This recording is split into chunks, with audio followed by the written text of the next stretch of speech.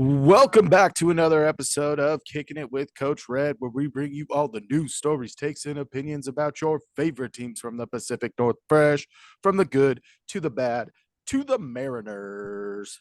The sweet, sweet Mariners, baby. Wheeling and dealing Mariners. Usually we record during the week, but we are doing a special emergency Saturday podcast for everyone, talking about the flurry of trades that went down yesterday. But before we get into that, why don't I tell you a little bit about us? If you're looking for a guy that has a lot of passion, is a little eccentric, but also a lot of fun, like former Mariner Robbie Ray, maybe you're looking for a guy like me, your boy Coach Red. You can find me on Twitter at the real Coach Red, on Instagram at the real _ Coach Red, TikTok at the real Coach Red. Also, find us over on YouTube. Search Kicking It with Coach Red. Like, subscribe, hit the bell notifications, leave a comment or two. And if you're looking for a guy that is pesky, a little bit nifty, and a lot of bit gritty, like former Mariner Jose Caballero, maybe you're looking for a guy like Cain. You can find me over on Twitter at K2406, on YouTube at Kane06, TikTok and Kick at Kane0624. We're streaming Baldur's Gate 3 with the boys, so come check that out. Also, follow the show's socials over on Twitter and Instagram at Coach Red Pod. Follow us. Do it, freaking do it. So we're going to talk a little bit about some of the moves the Mariners have made. We haven't really dove into the Mitch Garver signing. We were kind of waiting for things to heat up, and they did, with two moves that happened within about 10 minutes of one another, and a lot of moving parts went into that. The Mariners trade away Robbie Ray for Anthony DeSclafani, nailed it, and Mitch Haniger. And then a couple minutes later, you get Jose Caballero traded to the Rays for Luke Raley. But let's go ahead and start with Mitch Garver, the only free agent signing of any significance at the major league level so far this year. He's going to primarily clock in as the DH, could catch a little bit if needed, but I don't think that's going to be the plans for him for this Mariners team. Mitch Garver last year, 2.1 WAR, was part of the Texas Rangers and their run to a World Series title. Ends up working his way to the middle of that order, gets hot in the playoffs. Only 87 games played. Health has kind of been a concern for him, and I think that removing him from the catcher position will do wonders for his health. Clocked in last year with 11 doubles, 19 homers, 50 ribbies, walked 44 times, struck out 82, and clocked in with a 270 batting average and a 370 OBP.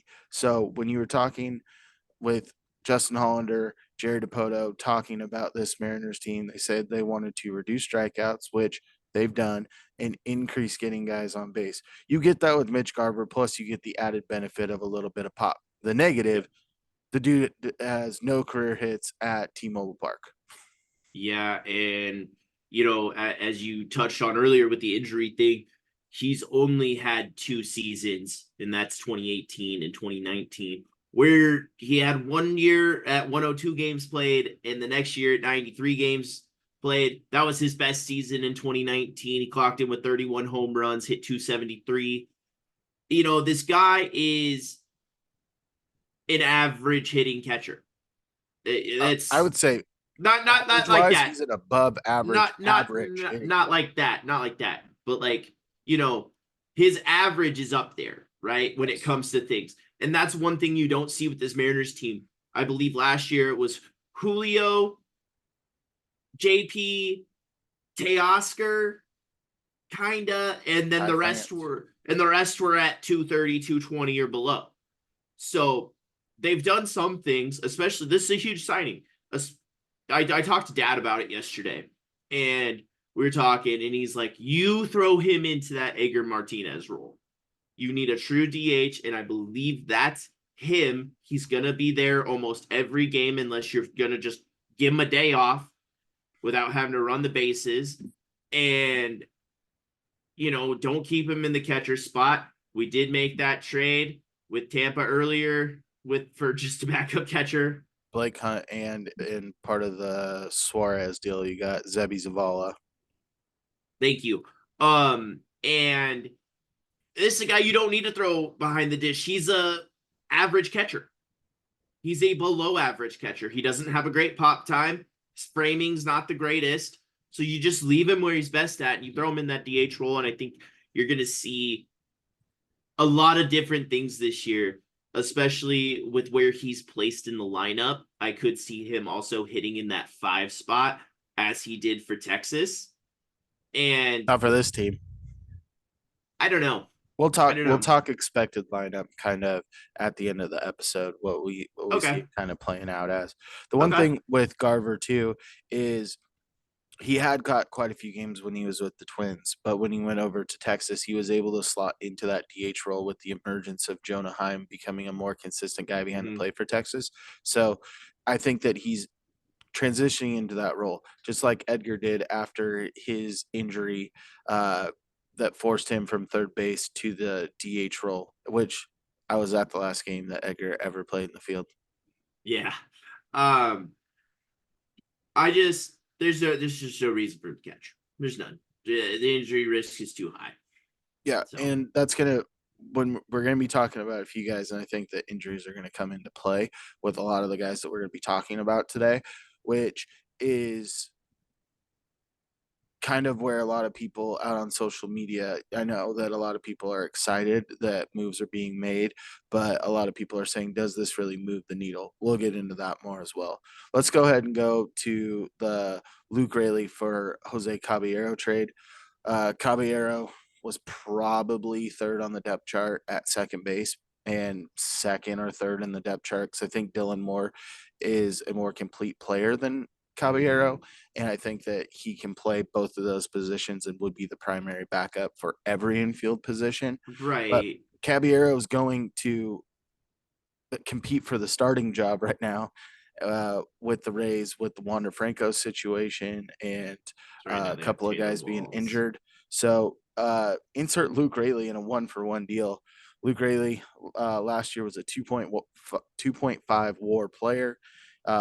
Played 118 games, didn't play every day, but clocked in with 23 doubles, 3 triples, 19 homers, 49 ribbies, 28 walks, 128 Ks. This guy was a high K percentage guy. He was up there with the likes of Suarez, Kelnick, and Teoscar Oscar. when it comes to strikeout percentage, but he clocked in with the 249 batting average and a 333 OBP. Right. In a not playing every game type of situation. And that's what you kind of like to see. He will be platooned, most likely, in this outfield. He will be the everyday left fielder All for right. this team as we sit right now. All right. You can pencil him in as your everyday left fielder. What other And right-handed outfield batter are you gonna platoon him with? Sam Haggerty? I don't know, but they're again 249 average, kind of middle of the pack. It's So increasing the team average because the yeah, Mariners had one of the worst averages in baseball last year. and that was a team that was almost in the playoffs. A little bit better batting average, get some more RBIs on the board, get some more runners on base. That's kind of been the shtick that they're going with this offseason. So I'm really liking it. Well, and Caballero was a menace when he came up, started off hot, but really kind of fizzled down the stretch. So with the late emergence of Ryan Bliss kind of being the small, undersized second baseman and his prowess that he had in the Arizona Fall League. I think that Mm-hmm. with what you have right now, with Rojas being one of the most consistent hitters in Yes. the last month of the season, plus Dylan Moore and potentially Sam Haggerty getting some of those at bats in a reserve utility role. Both of those guys were not healthy at the beginning of the year. It's going to be really good to see them come out because they were very integral to the 2022 team. And Yeah. with Luke Raley, this is a guy, he's 29 years old, but he has more club control than Jared Kelnick had, and his pop profiles very well. I mean, and he's got speed for days. He's a very comparable player to Jared Kelnick, Mhm. but And older. and the one thing, so I was talking earlier today, he is a Tampa Bay Rays fan. And he said, have fun watching Luke strike out 700 times, but hit 25 home runs. And you know what? 25 home runs is nice for an average outfielder. I mean, you really look back to the 2022 season. That's really what you got out of Gino Suarez. Huge strikeouts, but a ton of pop. You didn't see that in 2023. The strikeouts were still high. The walks got better, but he was not putting the ball over the fence. And if you are going to be a high strikeout guy in Major League Baseball, you have to have the pop and the prowess to offset that.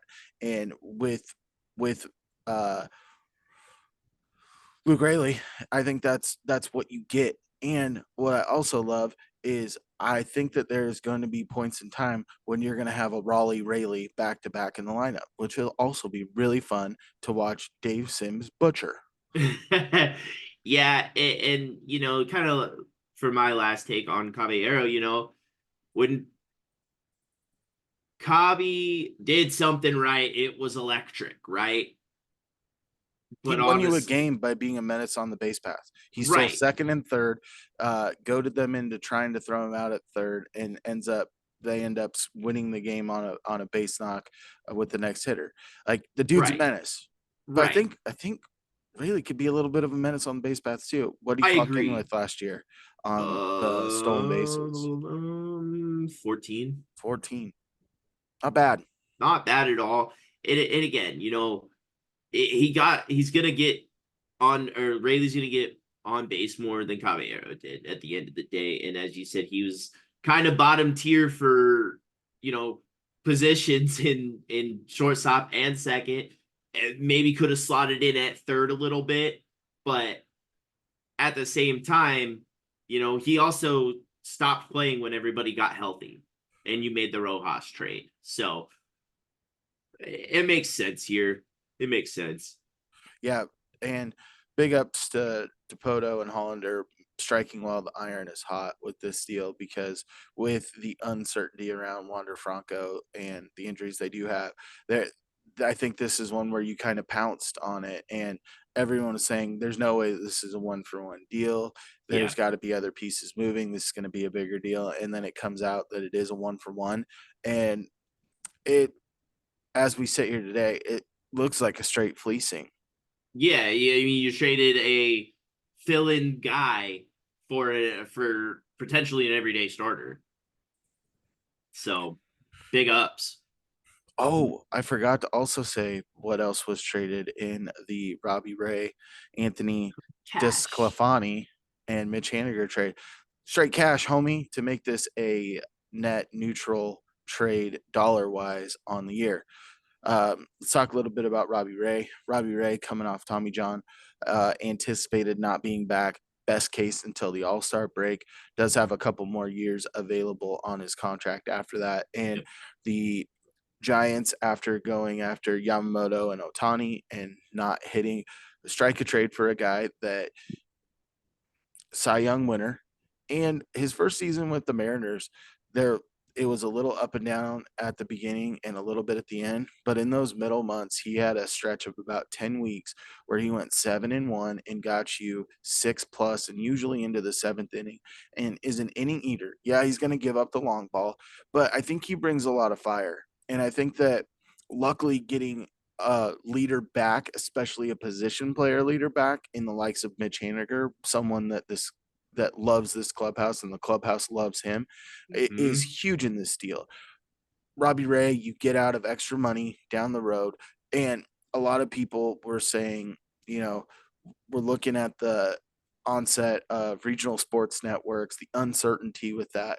But if you make big deals with people, this deal right here shows you can get out of it. I mean, the Mariners do not get a ton of, I mean, DeSclafani last year of his deal. Mitch Haniger has one more year on his deal, which is a player option for 15.5, which I will guarantee he will pick up because why wouldn't he? I don't know if he's going to be able to get that type of per year average, but it got you out of 36 mil extra on the radio. Right. Right. Um, so let's jump into DeSclafani here Let's do then. it.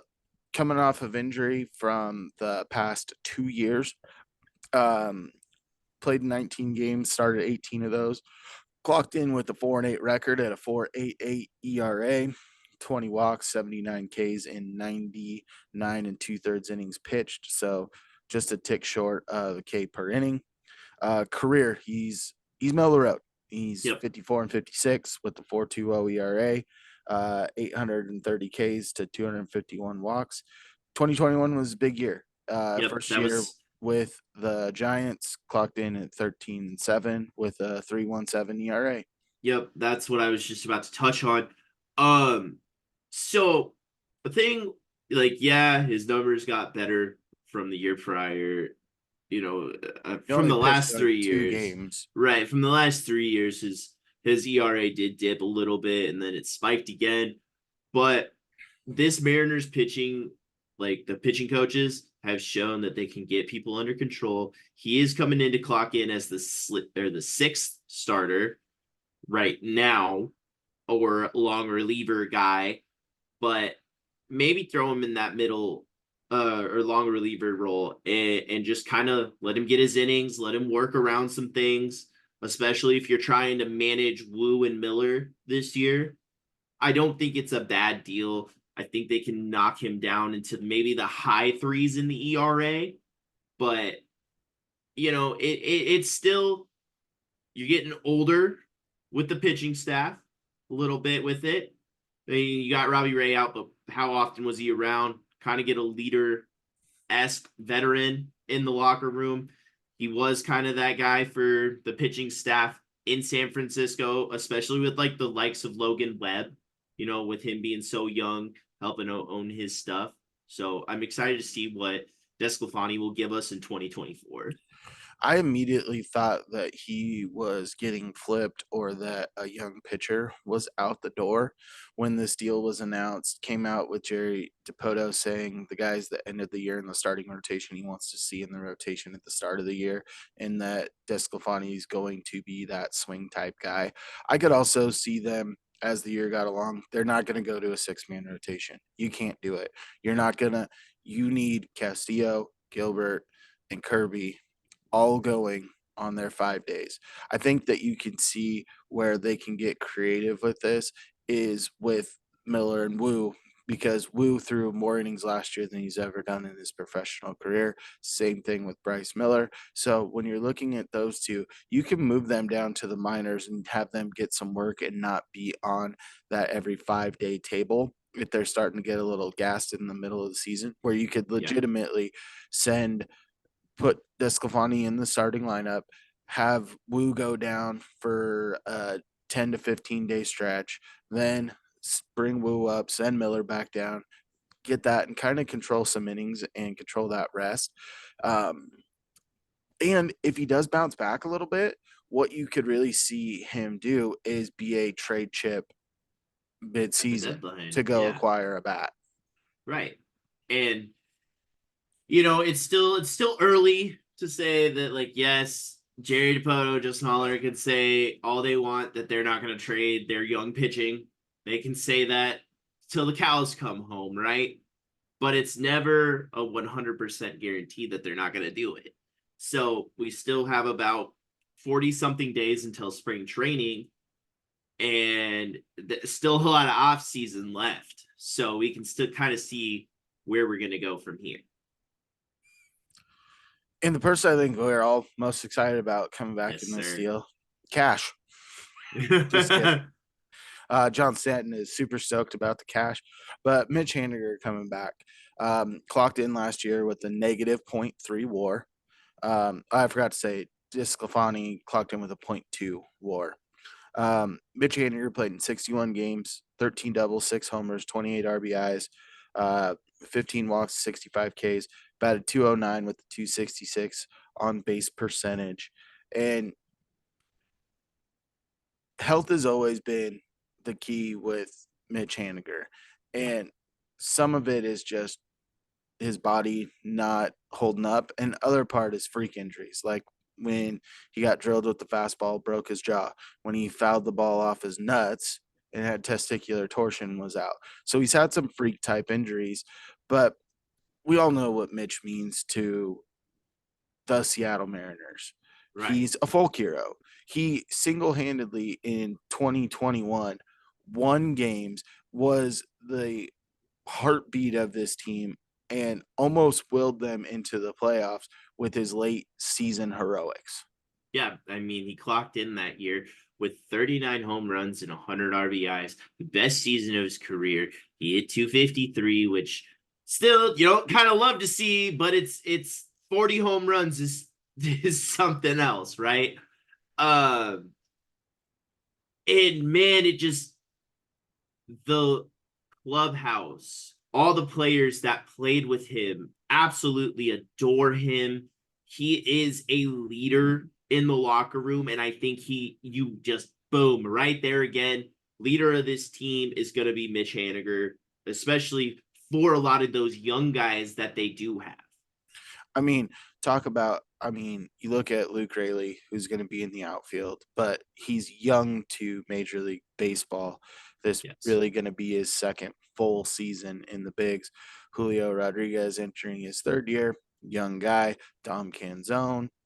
You're looking at a pretty young outfield. And then if you want to look at Deloach, Cade Marlowe, Tatram, these are all younger guys. And Mitch Haniger, I think, is going to be that secondary voice or even third voice behind JP and Cal in that locker room.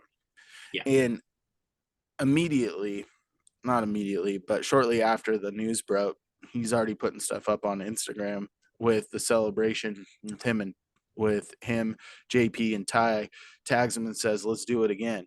Yeah, You know, he's exactly. excited to be back. And I think he is your platoon bat in the outfield with Dom Canzone, because Mitch Haniger rakes lefties. He also does fare well against righties, but I think with this, you can also get him some DH bats if you need to give Yes. Ty France a day off. I think Garver, they're going to play a little bit around with being able to play a little bit of first base. He played in one game last year at first base.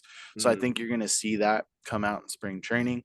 Luke Raley can also play a little bit of first base, but I'd prefer Demo there anyways. Keep him kind of in the infield and possibly mm, Haggerty in the outfield.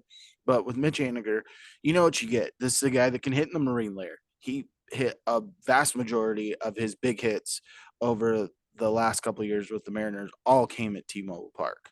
So this is a guy that is a heartbeat for this team. He's a core guy, and a lot of this off season, there's been some disdain with the spending with the guys that they've let get out of the clubhouse with Gino, Paul Sewald, Kendall Graveman, going even back a couple more years. So you look at those type, Carlos Santana, Yeah. bring in Mitch Haniger, you can hopefully curry some extra favor. And like I said, with all of these deals that were made yesterday, you have Caballero, who was going to have limited playtime at best. Robbie Ray, who you were not going to have best case until midseason. And you So have you Hancock and all insert these young guys that arms.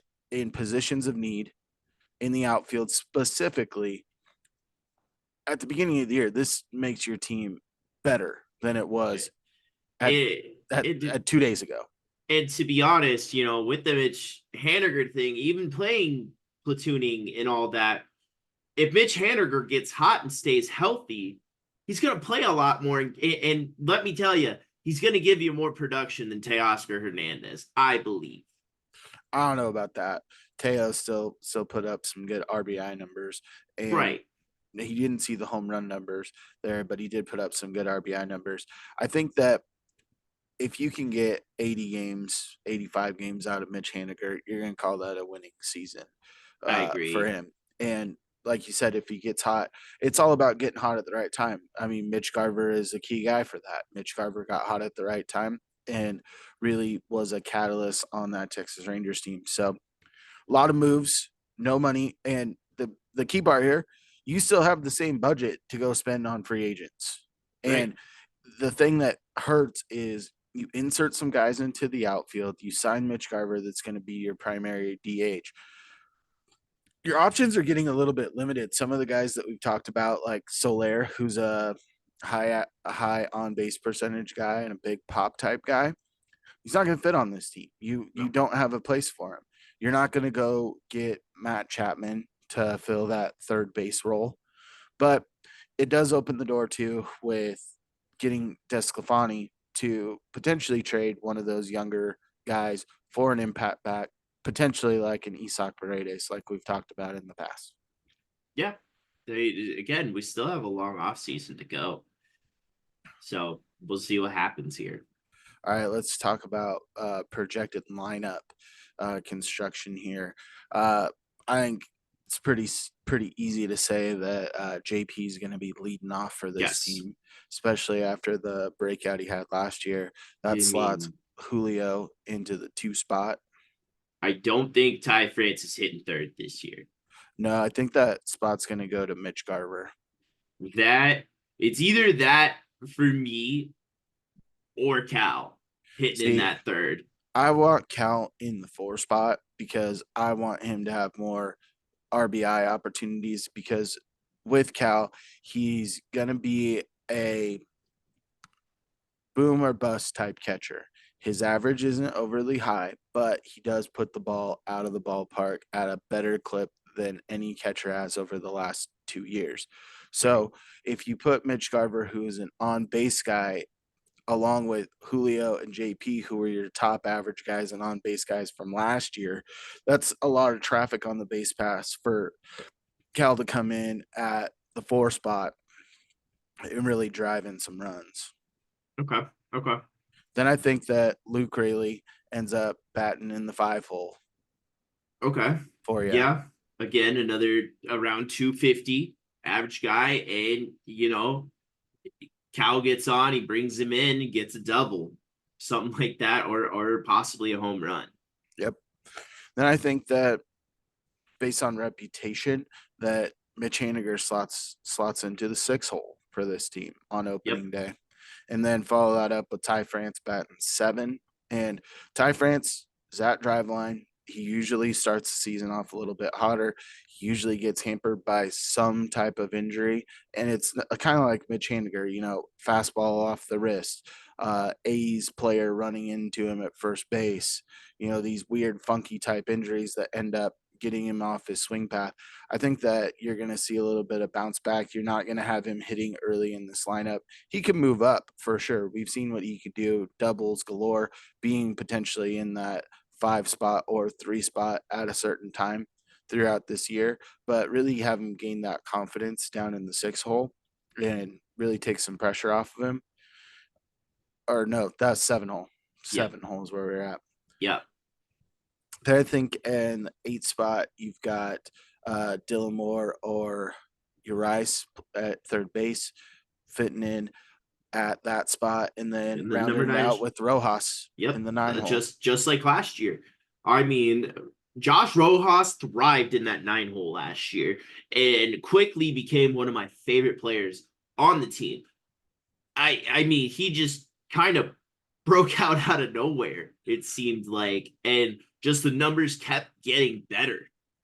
So, And he's not the highest average guy, but what I really did see from Rojas in his time with the Mariners last year was a little bit of clutch factor. When the Mariners needed a hit and he came up, he delivered. It wasn't necessarily a home run or a double, but that guy had a knack for hitting a RBI single better than a bunch of people out there, yeah. especially late in the season. So question with the lineup. Does Ryan Bliss start on this team at all No. this year? If there's some injuries, I think that he can get called up. I think that you're going to roll with the likes of having Dillamore on this team. I think that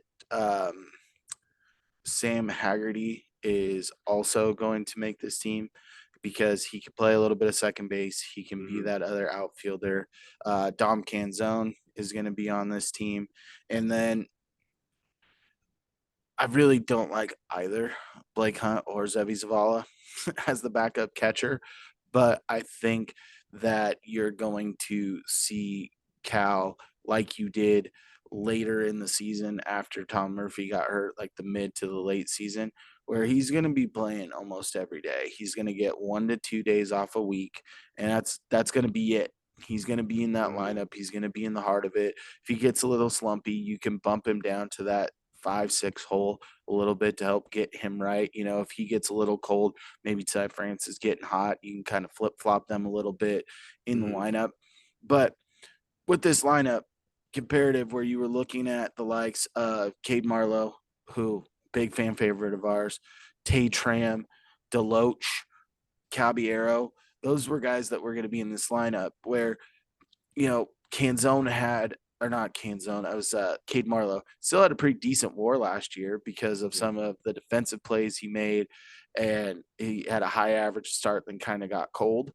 But this lineup's longer. You've got more major league experience with this lineup I agree. than you I did a agree. couple days ago. And you're sitting in this spot with the likes of, say, a Mitch Haniger, where if he does get hot and somehow the Mariners are out of playoff contention, that's a tradable bat if you need to for the Mhm. future. It would go over like a lead balloon, and I think that the goodwill that was gained by bringing him back would then be lost. But it still gives you a lot of options. There's going to be more augmentation to this team. Jerry DePoto came out yesterday, said if the season started tomorrow, we'd feel comfortable with this team, but we're still looking to do 1 to 2 more moves, whether that's an interesting piece for the bullpen, adding another bat. I don't think this starting rotation, unless you're trading people out of it, is you're not getting any other starters coming to this team. No, I know that there's been like there was a report that I saw that they were in on Dylan Cease, and it's like, why he can't, like, 2 years ago he almost won the Cy Young. He is a Cy Young caliber pitcher, and then last year he kind of just fell off and didn't have the best year. I mean, the White Sox were hot garbage last year, but I just, with what they have, if they're gonna trade anybody out of the like rotation, it has to be for a bat. Oh, 100%. And I think that this team is they gave you something. You know, there's the Cubs have done nothing this offseason, and there's Mm-hmm. some high expectations when they go and get a new manager, and we're aggressive in saying they're going to spend money, but that uncertainty has been tough for everybody except for really the Los Angeles Dodgers. So Yeah. even even if this is a net neutral on the year total, I don't think it's going to be, because you look at this, you have more players available to start the year than you did before this trade. You have Mm-hmm. guys that are going to play more often this year than the guys you gave up. The war is there for Luke Raley, and Mm-hmm. Mitch Haniger. I do expect him to bounce back a little bit more. He's back in his environment. He signed the big deal with the Giants. We were all a little frustrated because everyone loves Mitch Haniger. If you're a Mariners fan, you love Mitch Haniger. Yeah. Like legitimately. In talking to my fiance, I said, "Hey, good news, bad news. Like I'm gonna have to be recording some podcasts. Um, I'm gonna be recording 3 Seahawks, Huskies after that, and a Mariners one." Like, well, why do you got to do a Mariners one? Because they made a boatload of deals today. Your favorite player's coming back. There she goes.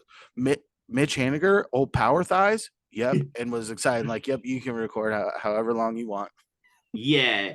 And I am a huge fan of Mitch. I have just loved the way the guy plays. Me and a fan. at a game He one plays time. hard. We high-fived over Mitch Haniger. And, it's just he is deep rooted in this and has been nothing but classy. And He's got a lot of Kyle especially Seager to him. He doesn't especially have during that the hard national times. recognition. He doesn't have the necessarily year in year out eye popping stats, but he's just a when when he's not on when he doesn't have an L and I claim and he is a bring your lunchbox to work, give you everything he has Yeah. for however long he's out on that field, and it really resonates with this baseball team because yes, you do have a little bit more star power than you had in the past with the likes of Castillo, Gilbert, JP emerging, Kirby, but Mitch Haniger was that guy for us for a while, and Yep. he put a lot of this team on his back. We all read his letter after they just missed out on the playoffs. I was ready to run through a brick wall for him. I'm ready to do it again. I'm cautiously optimistic that he'll make it through the season unscathed and can get that platooning that we're looking for. But all in all, excited with the moves. I'm Yep. excited that things are happening, and it still lends you to the opportunity to go spend some more cash on some free agents to continue to improve this team. And looking at last year in the free agent class and the moves that they did, you were sitting there, the one move you really loved was the Teo deal, and you're like, oh hell yeah, that's huge. And then they went and got AJ Pollock, uh Platoon. Tommy LaStella, Tommy and LaStella Colton was a minor Wong. league invite. We're going to stop talking about Tommy LaStella being an impact signing I'm because he not. I'm wasn't not. intended to be. I'm just talking just Colton Wong. signings. I'm just talking signings and how just kind of underwhelming it all was. And then again, the three guys that you did sign weren't on the team at the end of the year. They were all either cut or traded away. And I don't see that with the players that they've brought in. I think you're looking better opening day than Well, you did and it's the last year. power of hindsight. You looked at this Silver Slugger and Teo. We all felt good about that. You were looking at Jared Kelnick, who had never hit left-handed pitching very well. AJ Pollock, who had as a plus platoon bat. The guy was almost a 2 WAR as a platoon player the year prior. And same Mm-hmm. thing with Colton Wong. You know, sometimes people fall off, and Colton Wong ended up, getting some playing time for the Dodgers miraculously, and Pollock ends up going to the Giants, I believe, and getting a little bit of playtime. But it's that power of hindsight. When we sat there at the beginning of the year, I was excited about Colton Long. I was excited about Teoscar Hernandez, and I was about lukewarm on Pollock, because Colton Right. Long has been a name that's been associated with the Mariners, and he had good numbers leading up to last year. Yes, getting excited about this before the season plays out. That's what you do. It's called Mm-hmm. fandom. It's I called know. being excited for your team that just made a playoff run, and you sit there do little augmentations that you thought would improve this team. I think that they did some of that yesterday to really push them, especially early in the year, a little bit more. And I will be interested to see what kind of happens with some of the young guns on this squad. Deloach was protected by the rule, added to the 40 man to be protected. He had a boatload of dingers. This is a guy that has kind of floated around the 10 to 15 in the prospect rankings, but has continually worked his way up. Ryan Bliss, exciting at the end of the year. I mean, everyone was talking about him kind of breaking camp, but it was like, guys, give him some time. You have guys that can fill that role for now. Mm-hmm. You were looking for now, and you're looking for the future. And I think that you are looking better for opening day. You're looking a lot better than you were a couple of days ago. And I think for the future, you're also set up well with that extra revenue off of the Ray deal. And I liked Ray more than a lot of Mariners fans. Yeah. Oh, he's just all he does is give up home runs. Yeah, he also gives you 7 innings and Yep. pitches his nuts off out there It for gets you and about wears 10 the strikeouts a tightest game. of pants. The Yes, tightest sir. of pants. uh yeah. I liked Robbie too. I mean, as you said, he gave strikeouts too. Oh, That's the ton. big thing. That's the big thing. So, but it was sad to see him go. But I also saw this float around when they traded him. It's like, well, when the ownership handcuffs you like that with the salary, how can you pay people? And that's just that was a tough scene. It really was. It was. But it's not tough. Following us on social media. It's easy to do. You just go ahead and click a few buttons. You're good to go. You can do it on your phone or on your computer. So why don't you do it? Go follow a guy like me, your boy Coach Red, on Twitter at the Real Coach Red, on Instagram at the Real_Coach Red, TikTok at the Real Coach Red. Also hop on over to YouTube, search Kicking It with Coach Red. Like, subscribe, hit the bell notifications, leave a comment or two. Kane, where you at? Find me on Twitter at Kane2406, on YouTube at Kane06, TikTok and Kick Kane0624. Also follow the show's socials over on Twitter and Instagram at Coach Red Pod. False, false, false. Do it, freaking do it. And as always, stay fresh. Stay fresh, peeps. Peace.